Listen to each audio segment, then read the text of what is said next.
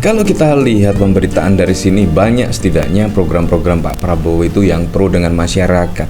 Ya contohnya seperti ini ya, yaitu Pak Prabowo akan gratiskan cek kesehatan untuk warga yang berulang tahun. Cukup bawa KTP ke puskesmas. Nah menurut saya ini juga sangat keren sekali ya, gratiskan cek kesehatan untuk warga yang ulang tahun. Cukup bawa KTP ke puskesmas. Nah ini kayaknya juga sangat lucu sekali, kan ada BPJS ya. Nah, kalau kita lihat pemberitaan dari Kumparan ya, Presiden Prabowo Subianto menyediakan program cek kesehatan medical check up gratis untuk warga yang sedang merayakan ulang tahun. Program ini merupakan program dari pemerintah Presiden Prabowo dengan anggaran APBN 2025 mencapai 3,2 triliun, tulis keterangan dalam unggahan akun Gerindra. Nah, menurut saya ini sangat keren sekali ya, yaitu mengatasi dari awal lah setidaknya, daripada berlarut-larut ya, lebih baik mengatasi sejak dini. Menurut saya ini program yang sangat bagus sekali, dan banyak loh program-program Pak Prabowo yang sudah bagus dan bahkan juga sudah dieksekusi, seperti halnya pemutihan hutang petani dan nelayan, program makan bergizi gratis. Menurut saya itu adalah program-program yang pro dengan masyarakat. Nah tetapi apakah Pak Prabowo tahu ya, ada kebijakan-kebijakan dari menteri-menteri setidaknya itu membuat blunder. Nah dan kemungkinan kalau tidak segera ditangani oleh Pak Prabowo Subianto, pastinya akan menurunkan tingkat kepercayaan masyarakat kepada Pak Prabowo. Ya seperti halnya kalau kita lihat pada saat lalu ya, dan bahkan dari pemberitaan sini Bahlil Lahadalia itu bahkan pada saat lalu menyebut pelarangan ojol pakai pertalite, dan akhirnya pun Bahlil juga meralat pernyataan tersebut dan ojol itu bisa minum pertalite dan lain sebagainya. Nah pada saat lalu juga ada setidaknya ojol yang akan berdemo pada saat lalu, dan itu pun juga yang kena siapa? Pastinya semua menyorot ke Pak Prabowo Subianto. Dan hal seperti ini lagi ya, bahkan ada wacana setidaknya pemerintah ubah 20 juta hektar hutan jadi lahan pangan. Ini pastinya juga akan ada dampaknya lah.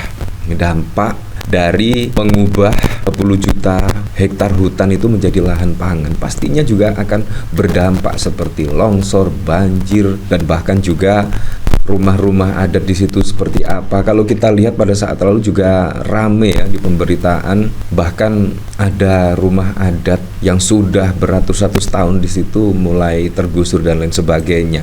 Nah menurut saya ini juga perlu dievaluasi ya.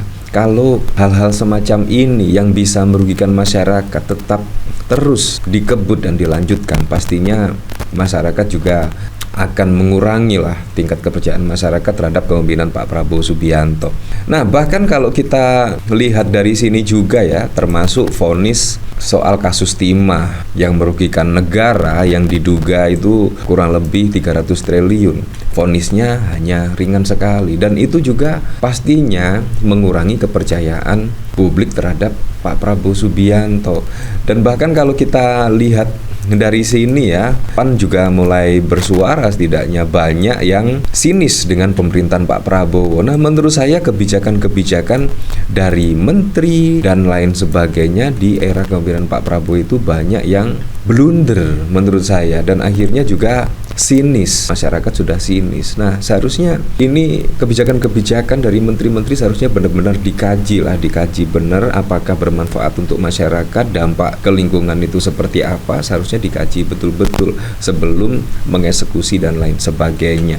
Nah kalau kita lihat pemberitaan dari sini, memang kalau program-program dari Pak Prabowo sangat bagus, apalagi PPN batal naik ya dari 11% ke 12%. Menurut saya Pak Prabowo itu menyerap aspirasi dari masyarakat, mendengar keluh kesah dari masyarakat. Kalau menurut saya sampai membatalkan PPN yang 12% batal, dan saat ini juga masih PPN 11% ya. Menurut saya sangat keren sekali ya. Menurut saya itu aksi heroik ya di tengah malam tahun baru, dan menurut saya sangat diapresiasi oleh masyarakat ya. Nah, kalau kita lihat dari sini ya, bahkan dikomentari oleh pendekar super sakti.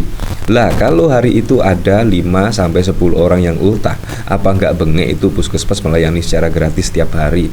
Ya, pastinya puskesmas itu sangat banyak sekali ya. Setahu saya di puskesmas memang gratis. Nah, ini permasalahannya. Di puskesmas itu memang gratis karena sudah ada BPJS, iuran BPJS. Nah, kemungkinan ini penulisannya salah ya, bukan di puskesmas ya. Medical check up itu kemungkinan di laboratorium kemungkinan ya. Tujuannya apa? Urgensinya apa? Hadiah ulang tahun yang indah. Wah, mantap, mantap. Kalau ini saya dukung jempol untuk Anda Pak Presiden. Coba gratiskan BBM Pertalite selama 100 hari.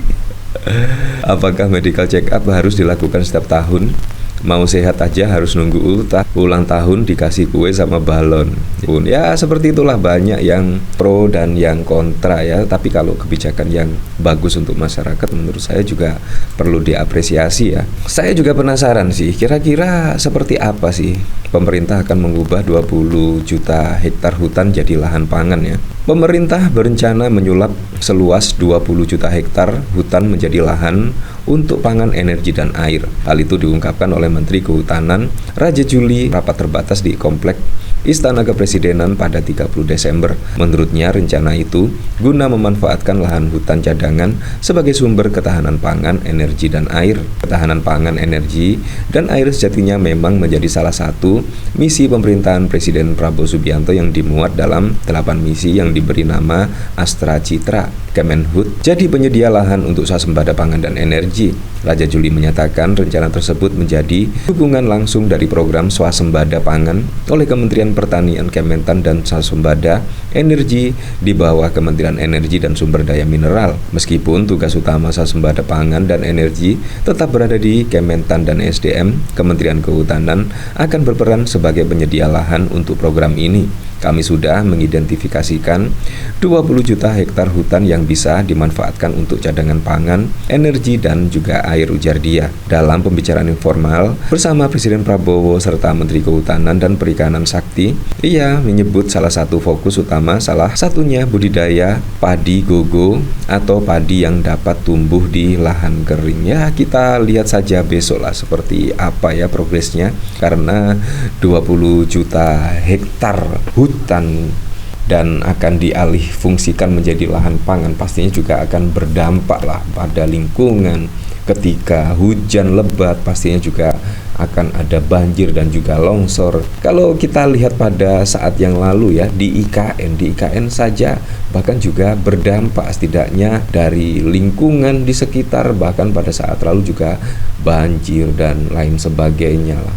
Dan pada saat lalu bahkan ada yang protes tidaknya di sekitaran IKN, banyak yang protes karena berdampak banjir dan bahkan juga longsor ya. Jadi ini perlu dikaji betul ya. Bahkan juga sampai saat ini pun banyak yang protes terkait pemberitaan ini. Pemerintah akan ubah 20 juta hektar menjadi lahan pangan, banyak yang protes keras ya. Ya tapi memang kita kembalikan lagi ke masyarakat menilainya seperti apa.